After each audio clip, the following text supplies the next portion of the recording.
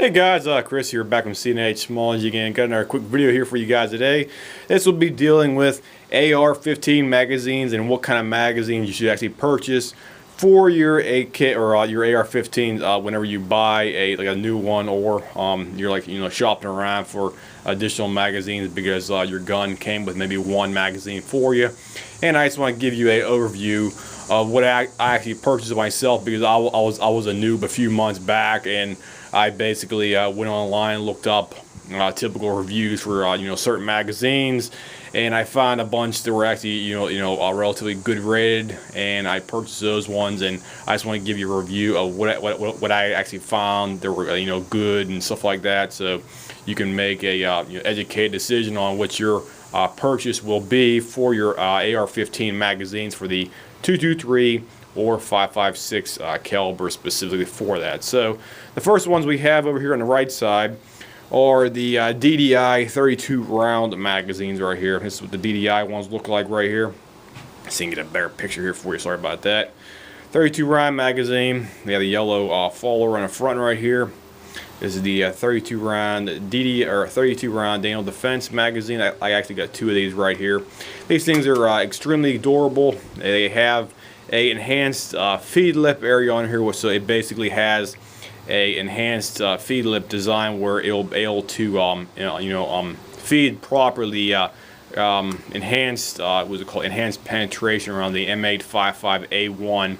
So this is what it looks like for that. So it's similar to the Pmag Gen 3 as well too. So you have a more steep angle on the actual feed lip area, and it'll able to feed in the armor piercing rounds better. So the next one we have right here is the good old Pmags, the Gen 3 Pmags, made by good old Magpul right here. I got a black one right here specifically, and there's what the follower looks like on the top right here. I did have to modify this one right here in order for it to fit into my BCM, unfortunately, because it simply would not fit, guys. I don't know why, but it simply would not fit into the mag well all the way, so I had to basically file down this back rear lip right here, the over insertion lip right here. I had to file this whole area down probably about a 1 millimeter in the back for it to feed right, or I mean actually lock into the magazine right. The actual magazine portion right there for the locking correctly. And that was the only drawback with this black one right here. This is the 30 round Gen 3 magazine Pmag, so it's functions fine now. This one also has the enhanced feed lips area right here, so it provides a more steep angle for the actual bullet to be shot into the actual chamber area. So if you have the enhanced M855A1 round, it'll be feeding a lot better here for that specifically. Next one we have here is the Tan, or the Coyote Tan Magpul Gen 3 as well too. This is also a good magazine. This one fits perfectly fine in my one BCM lower. However, the secondary one I have, it will not fit in there at all. It will not lock up into the actual locking lug area, so it's basically it's going to have to be modified right back here in the actual over insertion tab right here if I want it to actually work in both of my BCM lowers right here for that. So this is the Gen 3 223 5.56 Pmag. This also has the window here, so you can actually see how many rounds you actually have in the actual magazine as well too. So these things are extremely easy to take apart. All you gotta do is just push this pin or push this little dimple right down here and pop the thing right out. So it's stupid easy to take apart right here for that. So we'll move on to the steel or metal aluminum magazines right here next. Next one we have right here is the good old FN USA magazine. This is a steel black magazine, all steel construction. These things are built like a brick shit house basically, so they will definitely take the torture abuse out here. Here's the actual side number they have on the actual magazine body. You can probably barely see it, but let me see, just roll it around there a bit so you can see right there for that. Here's your feed lip area. And so it looks like, I do not know if these things have the enhanced feed lip design, but they feed in all my guns relatively easy, no problem with it whatsoever. So I'm basically going to think they feed okay. However, I would not want to chance it with the M855A1 round, so I don't have any details about that specifically for that. And we'll move on to the next one here. This is the tan usgi enhanced magazine. It has the like a bluish aquamarine color for the actual bullet follower right here. This is the magazine the United States Army came up with to feed the M8 55A1 round, the armor piercing round. I picked up one of these here just to test them out, because this thing's only about like 12 bucks. So it functions okay and never had a reliability problem. I loaded up with 30 rounds, ran them all through there, never had a single issue, so it's 2 thumbs up for that, no problems with it whatsoever. So that's what it looks like overall for that. And the last one we got here today is the good old built like a brick shit house right here. Your good old HK magazines right here. This is probably my most favorite one right here for that.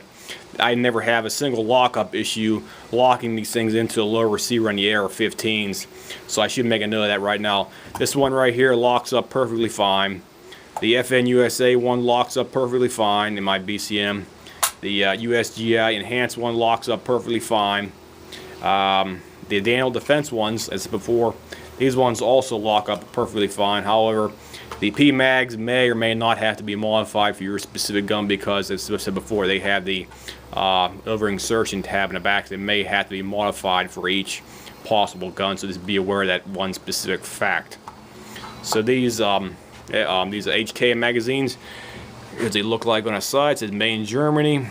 You have the we want to call the designation right down there in the bottom. It says 556. I'm just going to roll it around a teeny bit. There we go, 556. And it says up in the front right here, made in Germany, right there for that. So I apologize, my camera don't want to focus. I'm sorry for that.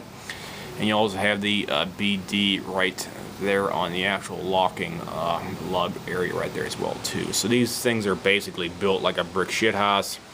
There's your HK logo on the bottom right here as well too. So there's your logo. And here's your feed lip area. These are the black maritime magazines. They're meant for like a multi-purpose special force magazine.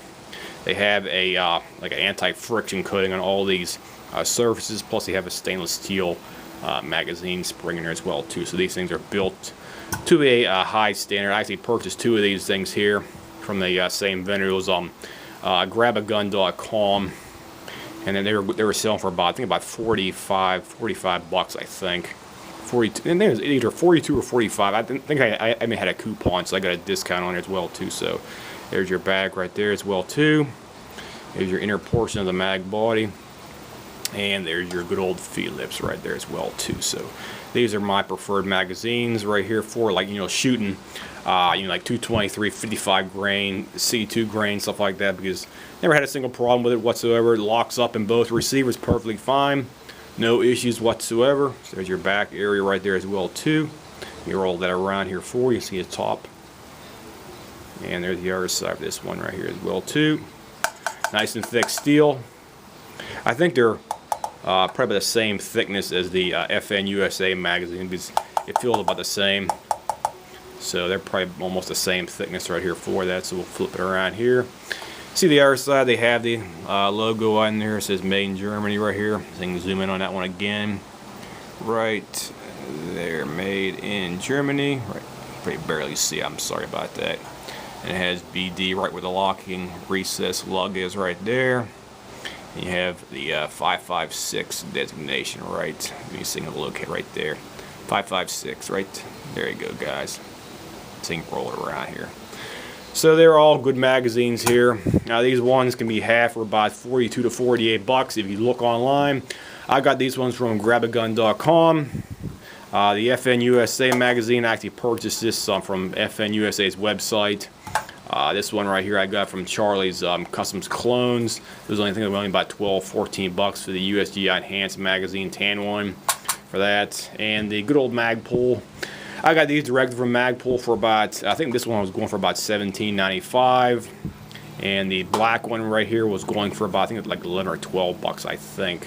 So those are those two good magazines. They're both good feeding.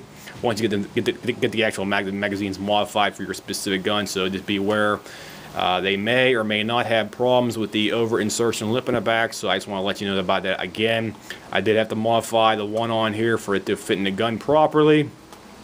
This one right here, the tan one, the new one I bought here this past week.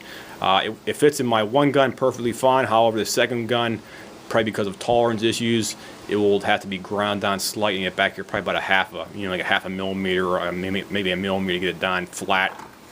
And the last ones we got here, good old Daniel Defense. These are also good magazine. They're going for about, I think it's like 20, I think it's like $18.95 or 20 some bucks right here. These are also good magazines. They have a similar feed angle as the Pmag Gen 3s, and that's similar to the U.S. Army's GI magazine right here for the enhanced M855A1 rounds. So it's basically all three. This one, and this one have the same type of feed angle. So what it does is it puts the bullet on a more steep angle, so whenever it's actually going up into the chamber, you'll have less chance of it causing any kind of problems or striking on the M4 feed lips, right, or M4 feed ramp. Sorry about that, guys. So the Daniel Defense is about 18, 20 some bucks right here. These are good mags. Never had a single problem. Lock in perfectly fine. No known issues with them for my guns.